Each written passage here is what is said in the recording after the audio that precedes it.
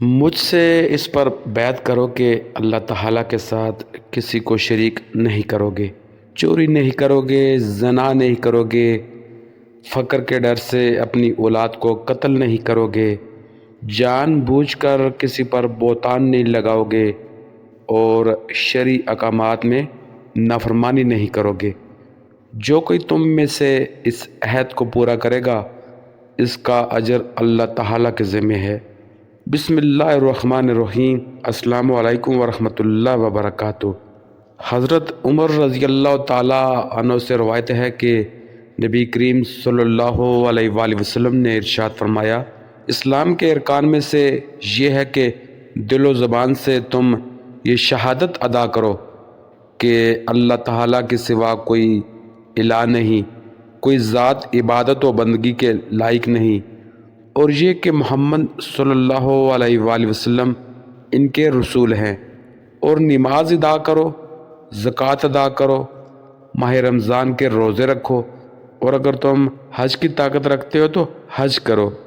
ایک حدیث میں حضرت ابو ہریرہ رضی اللہ تعالیٰ عنہ سے روایت ہے کہ نبی کریم صلی اللہ علیہ وآلہ وسلم نے ارشاد فرمایا، اسلام یہ ہے کہ تم اللہ تعالیٰ کی عبادت کرو اور ان کے ساتھ کسی کو شریک نہ ٹھہراؤ، نماز قائم کرو، زکوٰۃ ادا کرو، رمضان کے روزے رکھو، حج کرو، نیکی کا حکم کرو، برائی سے روکو، اور اپنے گھر والوں کو سلام کرو۔ جس شخص نے ان میں سے کسی چیز میں کچھ کمی کی تو وہ اسلام کے ایک حصے کو چھوڑ رہا ہے، اور جس نے ان سب کو بالکل ہی چھوڑ دیا اس نے اسلام سے منہ پھیر لیا۔ اللہ پاک ہمیں اس عمل سے محفوظ فرمائے۔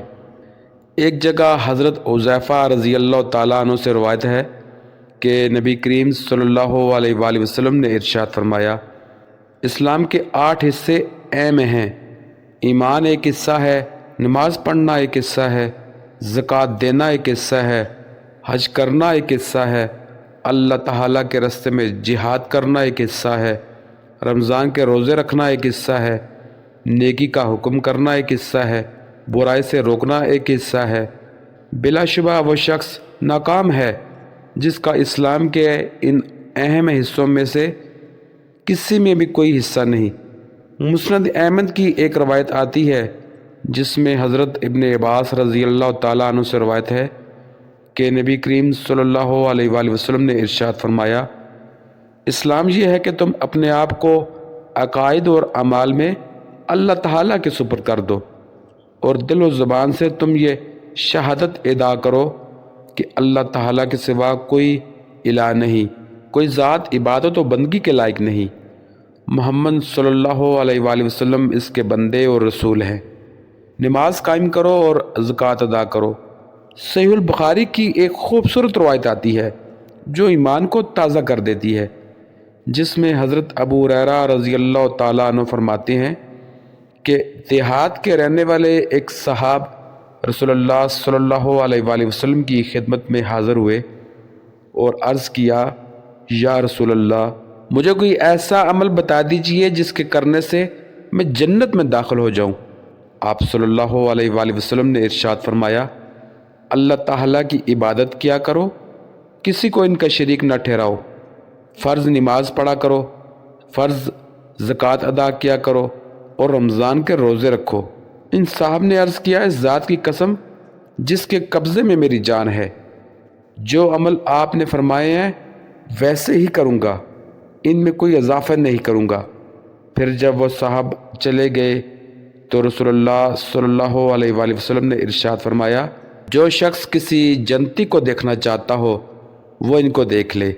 سبحان اللہ، سبحان اللہ۔ اللہ نے کتنی آسانی پیدا کی ہے دین اسلام میں۔ بخاری ہی کی ایک اور حدیث میں حضرت طلحہ بن عبید رضی اللہ تعالیٰ عنہ فرماتے ہیں کہ اہل نجد میں سے ایک صاحب رسول اللہ صلی اللہ علیہ وآلہ وسلم کی خدمت میں حاضر ہوئے۔ ان کے سر کے بال بکھرے ہوئے تھے، ہم ان کی آواز کی گنگناہٹ تو سن رہے تھے لیکن فاصلے پر ہونے کی وجہ سے ان کی بات ہمیں سمجھ میں نہیں آ رہی تھی، یہاں تک کہ وہ رسول اللہ صلی اللہ علیہ وآلہ وسلم کے قریب پہنچ گئے تو ہمیں سمجھ میں آیا کہ وہ آپ سے اسلام کے بارے میں دریافت کر رہے ہیں۔ رسول اللہ صلی اللہ علیہ وآلہ وسلم نے ان کے جواب میں ارشاد فرمایا، دن رات میں 5 فرض نمازیں ہیں۔ ان سب نے عرض کیا، کیا ان نمازوں کے علاوہ بھی کوئی نماز میرے اوپر فرض ہے؟ آپ صلی اللہ علیہ وآلہ وسلم نے ارشاد فرمایا، نہیں، اگر تم نفل پڑھنا چاہو تو پڑھ سکتے ہو۔ پھر رسول اللہ صلی اللہ علیہ وآلہ وسلم نے ارشاد فرمایا، رمضان کے روزے فرض ہیں۔ انہوں نے عرض کیا، کیا ان روزوں کے علاوہ بھی کوئی روزہ مجھ پر فرض ہے؟ آپ صلی اللہ علیہ وآلہ وسلم نے ارشاد فرمایا، نہیں، مگر نفل روزہ رکھنا چاہو تو رکھ سکتے ہو۔ اس کے بعد رسول اللہ صلی اللہ علیہ وآلہ وسلم نے زکوٰۃ کا ذکر فرمایا۔ اس پر بھی انہوں نے عرض کیا، کیا زکوٰۃ کے علاوہ بھی کوئی صدقہ مجھ پر فرض ہے؟ آپ صلی اللہ علیہ وآلہ وسلم نے ارشاد فرمایا، نہیں، مگر نفلی صدقہ دینا چاہو تو دے سکتے ہو۔ اس کے بعد وہ صاحب یہ کہتے ہوئے چلے گئے، اللہ کی قسم میں ان اعمال میں نہ تو زیادتی کروں گا اور نہ ہی کمی کروں گا۔ رسول اللہ صلی اللہ علیہ وآلہ وسلم نے ارشاد فرمایا، اگر اس شخص نے سچ کہا تو کامیاب ہو گیا، اللہ تعالی ہمیں بھی اس کامیابی سے ہمکنار کر دے۔ ایک روایت ہے جس میں حضرت عبادہ بن صامت رضی اللہ تعالیٰ عنہ روایت کرتے ہیں کہ رسول اللہ صلی اللہ علیہ وآلہ وسلم نے صحابہ کی ایک جماعت سے جو آپ کے گرد بیٹھی تھی مخاطب ہو کر فرمایا، مجھ سے اس پر بحث کرو کہ اللہ تعالیٰ کے ساتھ کسی کو شریک نہیں کرو گے، چوری نہیں کرو گے، زنا نہیں کرو گے، فقر کے ڈر سے اپنی اولاد کو قتل نہیں کرو گے، جان بوجھ کر کسی پر بہتان نہیں لگاؤ گے، اور شرعی احکامات میں نافرمانی نہیں کرو گے۔ جو کوئی تم میں سے اس عہد کو پورا کرے گا، اس کا اجر اللہ تعالیٰ کے ذمہ ہے، اور جو شخص شرک کے علاوہ ان میں سے کسی گناہ میں مبتلا ہو جائے اور پھر دنیا میں اس کو اس گناہ کی سزا بھی مل جائے، جیسے حد وغیرہ جاری ہو جائے، تو وہ سزا اس کے گناہ کے لیے کفارہ ہو جائے گی۔ اور اگر اللہ تعالیٰ نے ان میں سے کسی گناہ کی پردہ پوشی فرمائی اور دنیا میں اسے سزا نہ ملی تو اس کا معاملہ اللہ تعالیٰ کی مرضی پر ہے، چاہیں وہ اپنے فضل و کرم سے آخرت میں بھی درگزر فرمائیں اور چاہیں تو عذاب دیں۔ حضرت عباد رضی اللہ تعالیٰ عنہ فرماتے ہیں کہ ہم نے ان باتوں پر آپ صلی اللہ علیہ وآلہ وسلم سے بیعت کی۔